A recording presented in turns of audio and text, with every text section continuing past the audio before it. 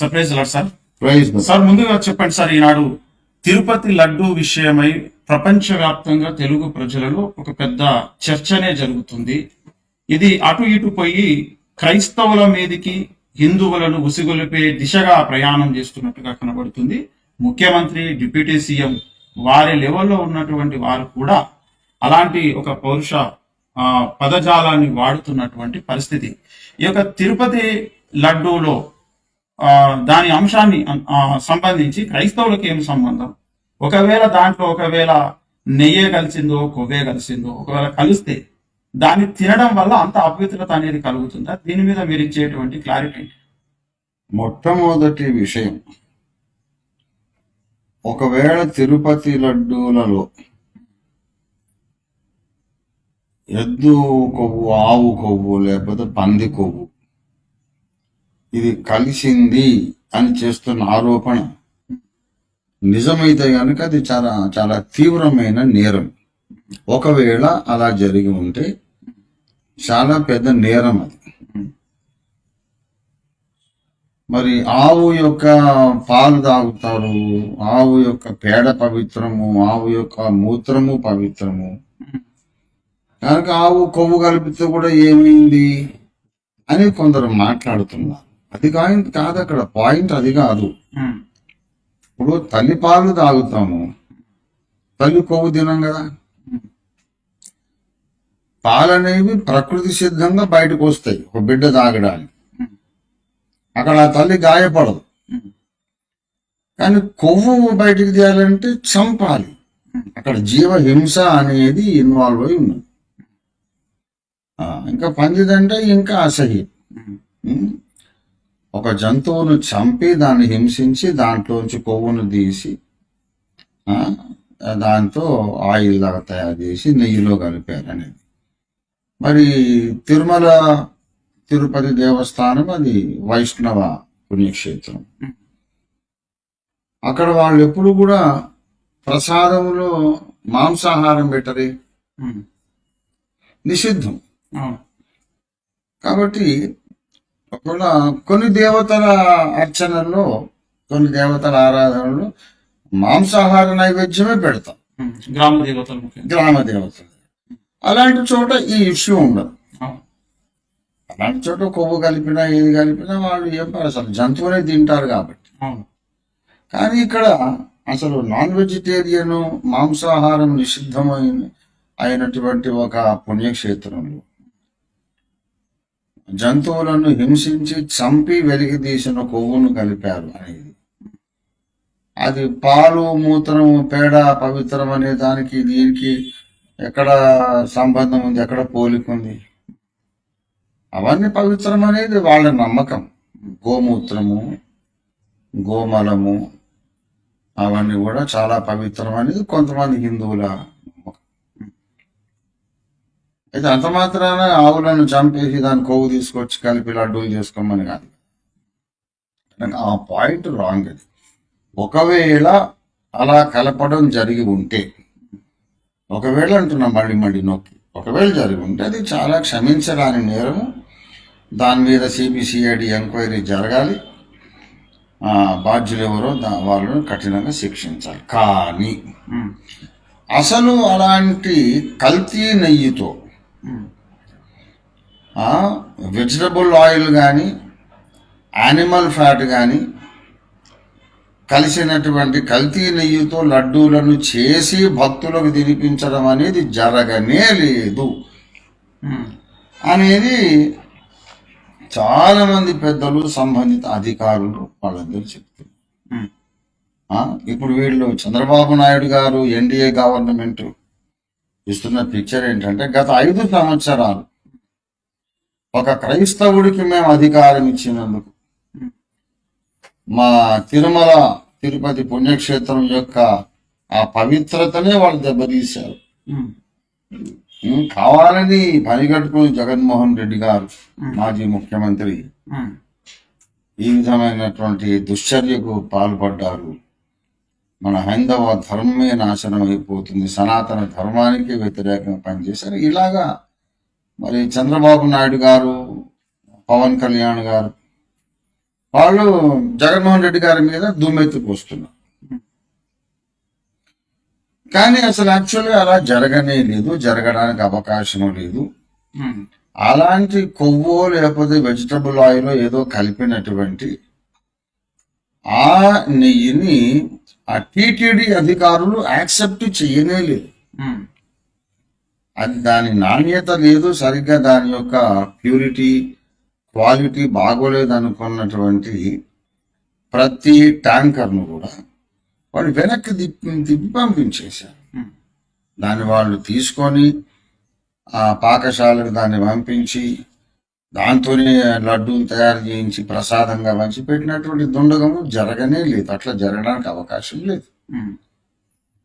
ఒకవేళ జరిగినా దానికి జగన్మోహన్ రెడ్డి గారు బాధ్యులు గారు. అక్కడ అర్చకులు ఉంటారు, పూజారులు ఉంటారు, టెక్నికల్ గా అధికారులు చాలా మంది ఉంటారు. వాళ్ళు దాన్ని 3 శాంపుల్స్ ప్రతి సప్లై ప్రతి ట్యాంకర్ వచ్చినప్పుడు 3 శాంపుల్స్ తీసుకొని 3 దశల్లో దాని నాణ్యత పరీక్షించి ఇందులో కల్తీ లేదు అనుకున్నప్పుడే దాని లోపలికి రానిస్తారు, లేకపోతే వెనక్కి తిప్పి పంపించేస్తారు. అది టెస్టులు పాస్ అయిన వాటినే వాడుకుంటారు. అంతేగాని టెస్టులలో ఫెయిల్ అయిన వాటిని కూడా వాడుకోండి అని జగన్మోహన్ రెడ్డి గారు ఏమన్నా ఆదేశాలు ఇచ్చారా? అలా ఇవ్వలేదు. ఆయనకి ఏం సంబంధం? అంత అవసరం ఏమొచ్చింది సార్ ఆయన కదా? ఏం అవసరం లేదు కదా. అంటే జగన్మోహన్ రెడ్డి గారిని మొన్న ఏదో ఎలక్షన్స్ లో తొండి గేమ్ ఆడి ఫౌల్ గేమ్ ఆడి ఓడించారు. మొన్న జరిగిన ఎలక్షన్స్ డెఫినెట్ గా అది ఫెయిర్ ఎలక్షన్స్ కాదని దేశంలో కోట్ల మంది నమ్ముతున్నారు. అందులో నేను ఒకటి. ఫెయిర్ ఎలక్షన్స్ కాదు అని తీవ్రమైన సందేహాలు ఉన్నాయి. ఫౌల్ గేమ్ ఆడి మరి ఎలా చేశారో మేనేజ్ చేసి మ్యానిపులేట్ చేసి వారిని ఓడించారు ఎన్నికల్లో. ఇక మళ్ళీ ఆయన కోలుకోవడానికి వీలు లేకుండా జగన్మోహన్ రెడ్డి గారిని శాశ్వతంగా రాజకీయంగా సమాధి చేసేయాలి అని ఈ కొత్త వివాదం వీళ్ళు లేవనెత్తారు.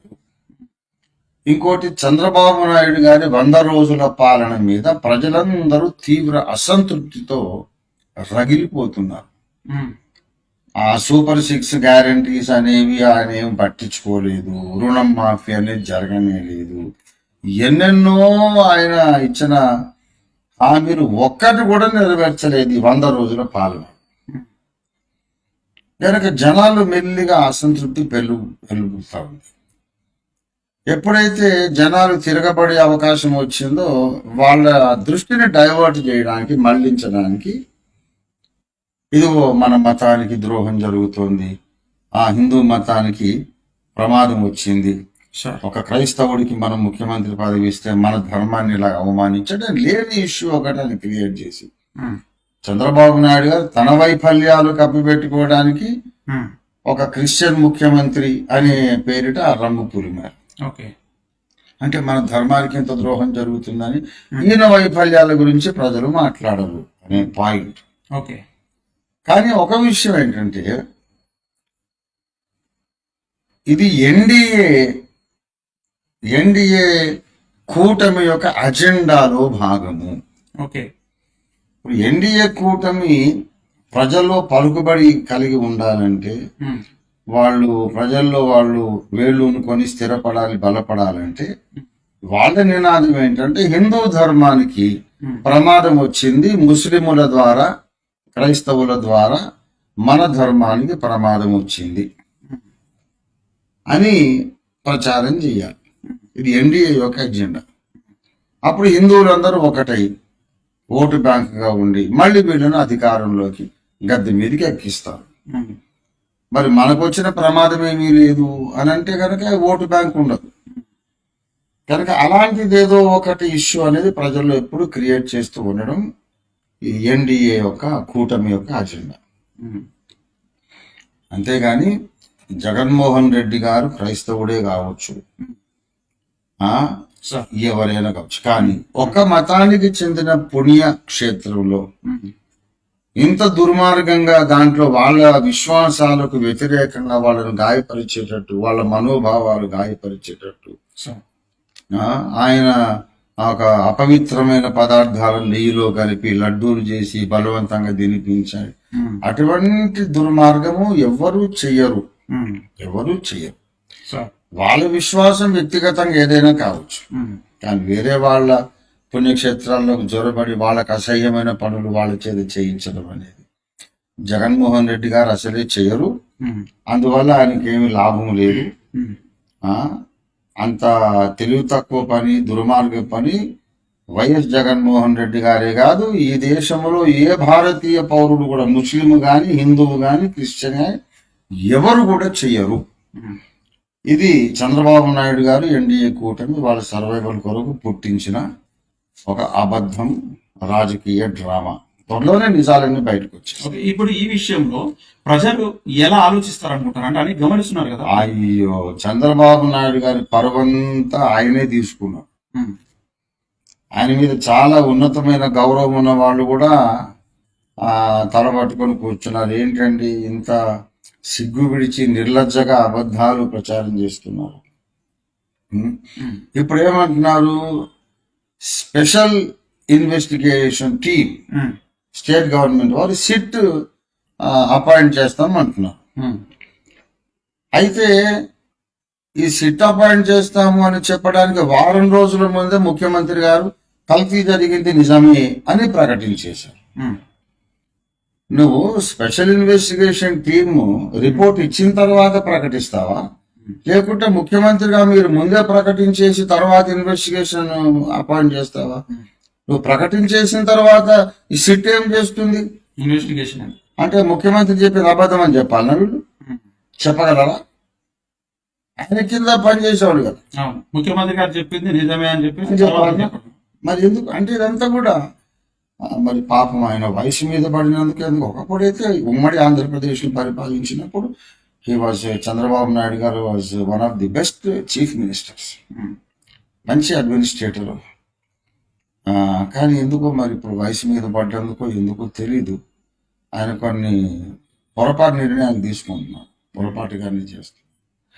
ఆయన తాను కూర్చున్న కొమ్మ ఆయన నరుక్కున్నట్లు మొత్తం ఆంధ్రప్రదేశ్ ప్రజలందరూ 90% గ్రహించేశారు. మా నాయకుడు, మా ముఖ్యమంత్రి అబద్ధాలే చెబుతున్నాడు, దానికి ప్రూఫ్స్ లేవు. ఇప్పుడు ఇంటర్నెట్లో మనం చూస్తే మరి సీనియర్ జర్నలిస్ట్ దాము బాలాజీ గారు, భరద్వాజ్ గారు, తులసి చందు గారు, ఇలాంటి వాళ్ళు చాలా మంది చాలా నిష్కర్షగా నిక్కచ్చిగా వాళ్ళు వాస్తవాల గురించి మాట్లాడుతూ ఉన్నారు. ఇంకా వైఎస్ఆర్ కాంగ్రెస్ పార్టీ లీడర్స్ కానీ, ఈవెన్ జనసేనలో తెలుగుదేశం పార్టీలో ఉన్న లీడర్లు కూడా కొంతమంది జగన్మోహన్ రెడ్డి గారి వైపే మాట్లాడుతున్నారు. మరి ఎందుకొరకు పెద్ద ఆయన ఆ వయసులో, అంత పెద్ద వయసులో తన పరువు తానే ఎందుకు తీసుకుంటున్నాడో అర్థం కావట్లేదు.